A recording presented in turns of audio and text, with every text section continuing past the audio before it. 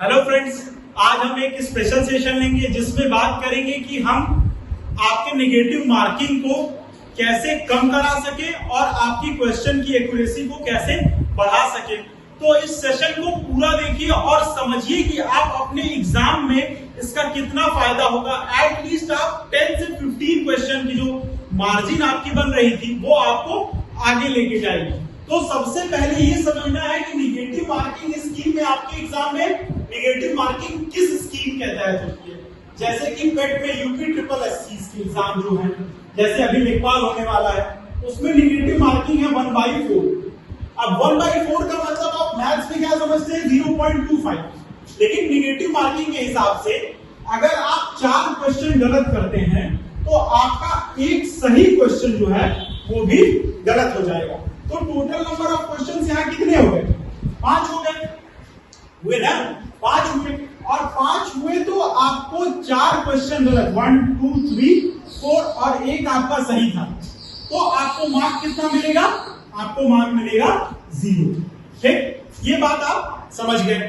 ये चीजें अगर यही 1/3 है जैसा कि पीसीएस और यूपीएससी में होता है, ये क्या है 1/3 है, तो इसका मतलब क्या हुआ 0.33। वही बात हुई कि आपने अगर 3 क्वेश्चन गलत किया और आपका एक क्वेश्चन जो सही था वो क्या हो जाएगा, वो भी गलत हो जाएगा। तो यहां कितना बनेगा, 4 क्वेश्चंस की सीरीज बनेगी।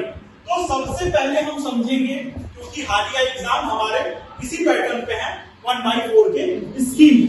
1/4 की स्कीम को समझने के लिए आपको कुछ सिनेरियो में बताता हूं, वो समझिए। तो सिनेरियो एक ये है कि कोई एवरेज स्टूडेंट है जो बिलो 40 उसका अभी अटेम्प्ट कर रहा है, तो आ रहा है, कितना आ रहा है, बिलो 40 100 में से। ठीक, और वो क्या कर रहा है, 60 क्वेश्चन छोड़ रहा है।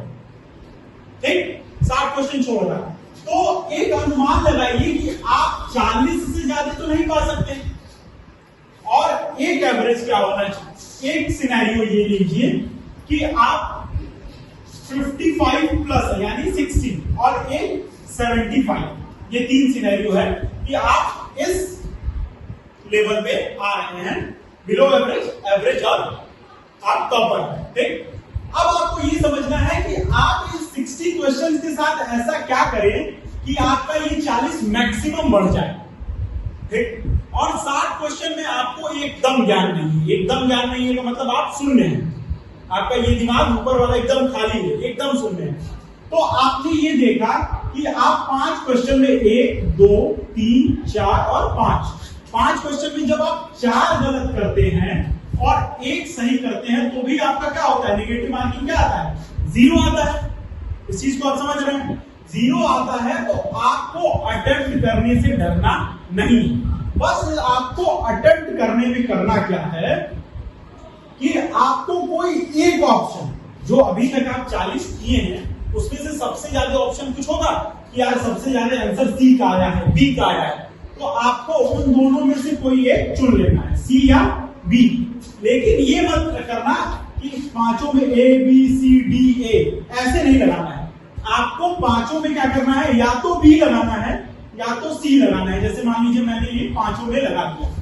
अब इसकी प्रोबेबिलिटी ये बनती है कि आपकी एकदम किस्मत खराब रही तो भी ये 2 क्या होगा, सही होगा और 3 गलत होगा।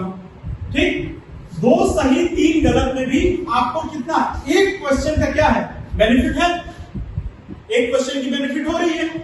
अगर आप इस तरीके से भी चलते हैं और 5 की सीरीज है तो 60 में हमको कितना मिलेगा, 12 मिला ना, तो आपका ये नंबर क्या हो जाएगा, 52। अगर आपने सिर्फ 5 की सीरीज में, जैसे मान लीजिए कि 41 से 45 तक आपने बी मारा, 46 से आपने 50 तक क्या मारा, सी मारा, आप बी सी में क्या किए, खेलते रहे। अब दूसरी सिचुएशन ये बनती है कि आप मीडियोकर हैं, आपका 50 है और आपके क्वेश्चंस कैसे फंस रहे हैं कि आपको 2 ऑप्शंस क्लियर है कि ए बी सी और डी। आपको ये पता है कि ये दोनों तो नहीं होगा पक्का, ये आप श्योर हैं कि सी और डी नहीं होगा। तो क्या ऐसे क्वेश्चंस को छोड़ देंगे? एकदम नहीं। आपके चांसेस यहाँ प्रोबेबिलिटी कितने हैं? 50% है। तो आपको ऐसे क्वेश्चंस को अटेम्प्ट करना है, चाहे ये करिए चाहे ये करिए, उसकी बेझिझक ऐसे क्वेश्चंस को आप अटेम्प्ट करिए। तो आप कुल मिला के एक चीज ये देख रहे हैं कि आप जब भी अटेम्प्ट कर रहे हैं तो question of numbers of attempt बढ़ाने से आपका घाटा नहीं होगा, लेकिन इसको किस वे में करना है? एक साइंटिफिक वे में करना है। अब अगला एग्जांपल मैं आपको देता हूं ऐसे कि मान लीजिए आप 75 वाले में हैं और आपने 71, 72, 73, 74 और 75 ये क्वेश्चन है। आपको 72 आ रहा है अच्छे से और 75 आ रहा है, ठीक? और आपको क्या आ रहा है? इन दोनों का ऑप्शन आया आपका, एक का बी और एक का आपका डी आया। तो आप जो है अपने हिसाब से गेस करके प्रोबेबिलिटी, और तीसरे में आपको क्या है कि सी और डी में आप श्योर है कि ये नहीं होगा 73rd में, और एक ऑप्शन आपका आ रहा है, आपने बी यहां चूज किया। तो अब यहां बी कितना हो गया? 2 हो गया। तो आप बचे हुए क्वेश्चंस में भी क्या करेंगे? बी लगा देंगे, ठीक? इससे आपके क्वेश्चंस की प्रोबेबिलिटी बढ़ जाएगी, एक्यूरेसी की प्रोबेबिलिटी बढ़ जाएगी। तो इस मार्किंग स्कीम को समझना सबसे जरूरी है, क्योंकि जब आप एग्जाम में जाते हैं और निगेटिव मार्किंग में आप अच्छा क्वेश्चन करने के बाद भी गलत क्यों होते हैं?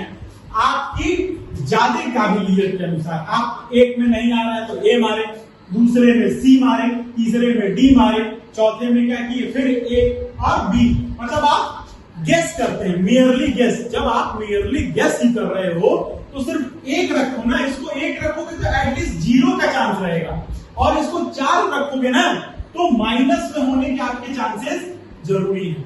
और एग्जामिनर आपसे यही चाहता है कि आप क्या करें? आप एग्जाम पेपर पे गोला रंग की एक डिजाइन बनाएं, जिससे वो क्या करें? आपकी निगेटिव मार्किंग को बढ़ा सके। लेकिन आपको एक पैटर्न फॉलो करना है। जब आप इस पैटर्न को फॉलो करेंगे तो आप देखेंगे, तो अभी आपके पास टाइम है, तो आप प्रैक्टिस पेपर में करके देख लीजिए। अगर आपको ये है कि सर बता रहे हैं आपको रिस्क लग रहा है, तो आप प्रैक्टिस पेपर में करके देख लीजिए। अगर आप प्रैक्टिस पेपर में ये चीज फॉलो हो रही है जो मैं बता रहा हूं कि आपको क्रोनोलॉजी से 1 मार्क करना है, दूसरी चीज आपके पेपर में जो ऑप्शन ज्यादा आ रहा हो, बी का आ रहा हो, सी का आ रहा हो, ए का आ रहा हो, डी का आ रहा हो, उस नंबर को मैक्सिमम मार्क करना है, ठीक? तो ये जब आप सैंपल पेपर में आपके पास 1 दिन 2 दिन बचा है जो, उसमें करके देखिए। अगर ये चीज आपको +15 कर रही है तो उसमें क्या बुराई है? आप कहां 40 पे थे और अब आप कहां पे हैं? 55 पे। अगर आप 60 पे थे, 60 पे हैं और यहां से 75 पहुंच गए, तो आप समझ रहे हैं आप 95 परसेंटाइल से ऊपर हैं। अगर मैं पेट की बात करूं या लेक्पालमेंस की बात करूं, तो आप ये देखिए परसेंटाइल आपका कितना बढ़ा, और आपने क्या किया? सिर्फ निगेटिव मार्किंग स्कीम को समझा। अब मैं आपको ये चीज ये समझाता हूं कि क्वेश्चंस को कैसे अटेम्प्ट करना है, क्योंकि क्वेश्चंस का अटेम्प्ट जो है निगेटिव मार्किंग स्कीम के साथ साथ आपकी एक्यूरेसी को और बढ़ाएगा। एग्जांपल के लिए मैं एक क्वेश्चन लेता हूं कि पार्ट 3 ऑफ फंडामेंटल राइट, ठीक? और 4 ऑप्शन दिया है। चलो यहां आप ले लीजिए पार्ट 4A फंडामेंटल ड्यूटी, और इसमें से पूछा यह है कि मूल कर्तव्य नहीं है बताइए, ठीक? और इसमें दिया यह है कि राष्ट्रीय ध्वज का सम्मान करना, नेशनल फ्लैग। दूसरा दिया यह है कि नेशनल इंपॉर्टेंस की जो चीजें हैं, नेशनल इंपॉर्टेंस की जो इंस्टीट्यूशंस हैं, नेशनल इंस्टीट्यूशन, उनका सम्मान करना, ठीक?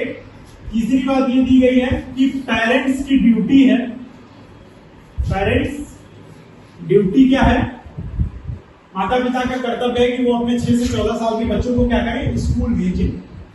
और चौथा दिया गया है छुआछूत का अंत, abolition of untouchability, abolition of untouchability, ठीक है? शॉर्ट में लिखता हूं। तो अब आप इस चीज को समझिए कि आपको मानते हैं कि आप किसी को भी फंडामेंटल ड्यूटी का आर्टिकल तो पता है नहीं कि क्या है, ठीक? मैक्सिमम लोगों को ये चीज नहीं पता है। जिनको पता है वो अच्छी बात है, जो पढ़े हैं बहुत अच्छी बात है, लेकिन जिनको ये नहीं पता, लेकिन मूल अधिकार सब पढ़े होते हैं। तो आपको इस क्वेश्चन में ये खोजना है कि ये मेरे को नहीं पता होगा कि नहीं, ये चीज भी मुझे नहीं पता होगा कि नहीं, ये चीज भी मुझे पता होगा कि नहीं, लेकिन ये चीज पता है, अस्पृश्यता का अंत, छुआछूत का अंत, ये हमारा आर्टिकल 17 है। तो आपको खोजना क्या है एलिमिनेशन में कि क्या पक्का नहीं होगा, क्या पक्का नहीं होगा। ठीक, अब दूसरा एग्जांपल जो सबसे फेवरेट क्वेश्चन है पंचायती राज का। पंचायती राज को पूछा कि किस संविधान संशोधन के तहत, पंचायती राज को पूछ रहा है कि किस संविधान संशोधन के तहत उसको कॉन्स्टिट्यूशनल संवैधानिक दर्जा मिला, और आपको ऑप्शन दिया है 73rd 1992 और 42nd 1976, 44 1978 और 52 1980 ये है। अब इसमें एक चीज ये देखिए कि आप इससे ये निकाल लेंगे कि भाई ये याद नहीं है, लेकिन 42 और 44 तो मैं पढ़ा हूं, इसके तहत तो नहीं हुआ है। ठीक, तो आपने ये दो क्वेश्चन निकाल दिए, हो गया। अब इसका कूट बना दीजिए। कूट कैसे बनाएगा? कूट बना लिया, ए ऑप्शन में दिया है 1, ठीक, सॉरी इसमें कूट नहीं बनेगा तो कोई दिक्कत नहीं है, आपका ये दोनों निकल गया, तो इन्हीं दो में से आंसर आएगा ना। अगर आपको याद है तो ठीक है, नहीं तो आपके 50-50% चांस तो बनेंगे सही होने के। तो सबसे पहले क्या निकालना, इससे क्या होगा, एक्यूरेसी आपकी बढ़ जाएगी। सबसे पहले आपको निकालना है कि क्या नहीं होगा, नहीं, और हर क्वेश्चंस में ये पूछिए अपने सैंपल पेपर के कि क्या नहीं होगा से हमको करना है, एलिमिनेशन मेथड से सवाल करना है। क्या होगा अभी हमको ध्यान ही नहीं देना है, हमको ध्यान देना है स्पेशली कि क्या नहीं होगा। जो क्वेश्चन आपको नहीं आ रहे हैं उसमें आपको एक दो क्वेश्चन ऐसे मिल जाएंगे, एक दो ऑप्शन इतने एब्सर्ड मिलेंगे कि आपको साफ पता चल जाएगा कि ये चीज तो नहीं होगी।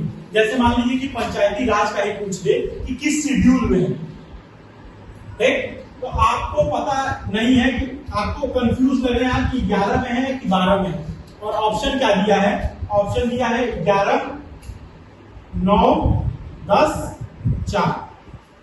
तो अगर आपको 4, 9, 10 भी याद है, आप ये भी निकालिए कि ये तो पक्का नहीं होगा, ये तो मैं पढ़ा हूं, तो आपको क्या बचा 11।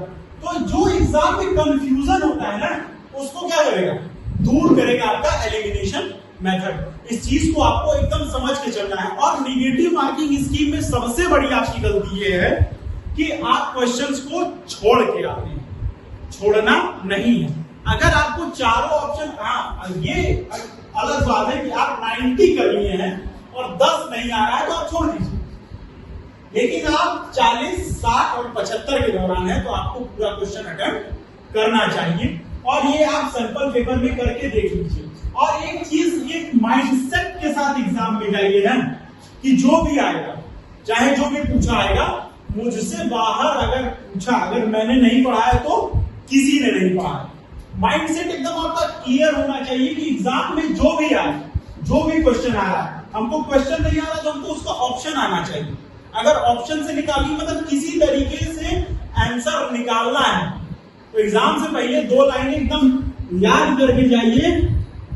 जब नाव जल में छोड़ दी, मझधार में ही मोड़ दी, दे दी चुनौती सिंध को, फिर धार क्या मझधार क्या।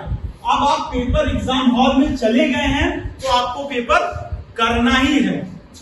तो उसके लिए ये नहीं देखना है कि आता हुआ क्वेश्चन प्रतिकूल है या अनुकूल है। आपको अपने दिमाग को, अपने कॉन्फिडेंस को इस तरीके का बनाना है सैंपल पेपर करके कि आप पहले से ही पता है कि ठीक है हमको 50 क्वेश्चन नहीं आएगा, लेकिन उसमें से भी मैं 25 सही कर ले जाऊंगा। कैसे? एलिमिनेशन की मेथड से और नेगेटिव मार्किंग को समझ के। इसी के साथ धन्यवाद।